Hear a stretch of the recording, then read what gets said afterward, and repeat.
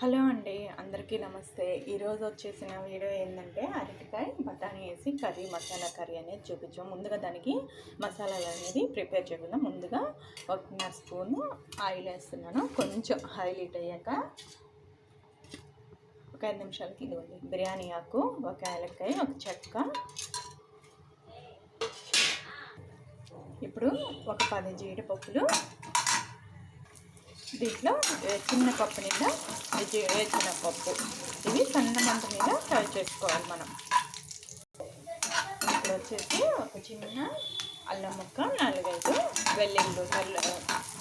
ఇప్పుడు వచ్చేసి మసాలా కదా కొంచెం వేగేదాకా ఇప్పుడు ఆనియన్స్ ఇవి కూడా కొంచెం మగ్గనిద్దాము. కొంచెం రంగు వచ్చాయి కదా, ఒక 2 టమాటా ముక్కలు ఇవి మగ్గనిద్దాం. మగ్గనిచ్చేదాకా ఇప్పుడు ఒక 5 నిమిషాలు మూత పెట్టేద్దాం. ఇప్పుడు ఈ మొత్తం వాడిపోయే మగ్గాయి కదా, నేను మధ్యలో లాస్ట్ మీకు చూపించడం కొంచెం ఎండు కొబ్బరి పొడి వేసుకోండి. నేను ఎండు కొబ్బరి అనేది ఇప్పుడు వేస్తున్నాను. ఒక 5 నిమిషాలాక ఆపేసి ఇంకా స్టవ్ ఆపేసి మనం మిక్సీ గిన్నెలో తీసేసుకున్నాం. మళ్ళీ ఇదే బండ్లు పెట్టేసుకొని ఇప్పుడు మళ్ళీ నెక్స్ట్ ఒక 2 స్పూన్స్ ఆయిల్ వేసుకొని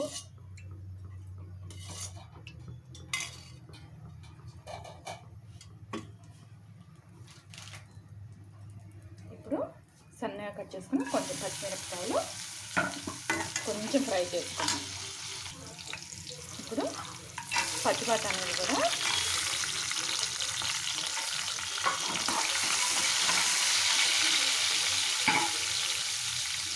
మనం ముందుగా కట్ చేసి పెట్టిన అరటికాయ ముక్కలు కొంచెం లావుగా సన్నగా కట్ చేసి పెట్టేస్తాను. ఇవి ఒక 4 అరటికాయలు తీసుకున్నాము మనం, చిన్న అరటికాయలు.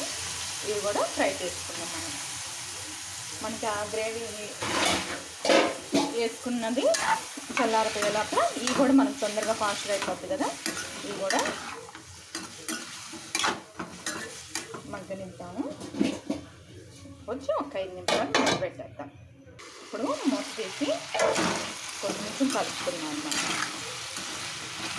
ఇవి కొంచెం అడగంటుకుంటారు అన్నమాట, మనం ఏం వేయలేదు కదా కింద కర్రీలో, అందువల్ల కొంచెం చిన్నగా తీసుకోండి. ఇప్పుడు కొంచెం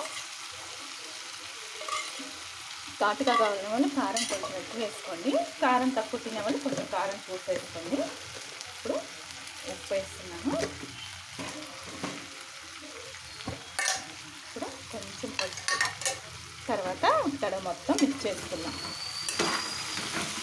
మిక్స్ చేసుకున్నాక ఇప్పుడు మనం వేసి పెట్టుకున్నాం కదా, మిక్సీకి మెత్తగా పేస్ట్ వేసేసుకొని పక్కన పెట్టేసుకున్నాం కదా, ఇదిగోండి ఈ పేస్ట్ అనేది పోసేస్తున్నాను.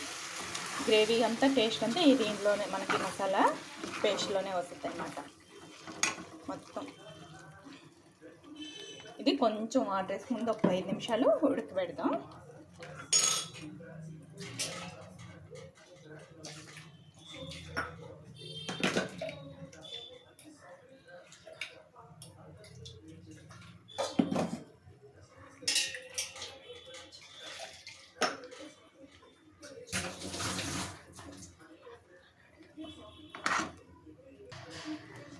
ఆ వాటర్ అంతా ఇప్పుడు ఒక్కతరం మొత్తం కలుపుకొని ఇంకా మూత పెట్టేసుకుందాం. ఇప్పుడు ఇదిగోండి ఇలా ఉడకబట్టింది కదా, ఇంకా మనకి ఈ గ్రేవీ అయితే చాలు. ఇంకా స్టవ్ ఆపేసుకొని లైట్గా కొత్తిమీర చల్లేసుకొని ఇంకా స్టవ్ ఆపేసుకొని మనం కారం అన్నీ ఒక్కతడ చెక్ చేసుకోండి. ఇప్పుడు కొత్తిమీర వేసేసుకోండి, వేసుకొని ఇంకా స్టవ్ ఆపేసేసుకోండి. ఈ వీడియో నచ్చితే ఒక లైక్ ఇవ్వండి, షేర్ ఇవ్వండి, సబ్స్క్రైబ్ చేసుకోండి.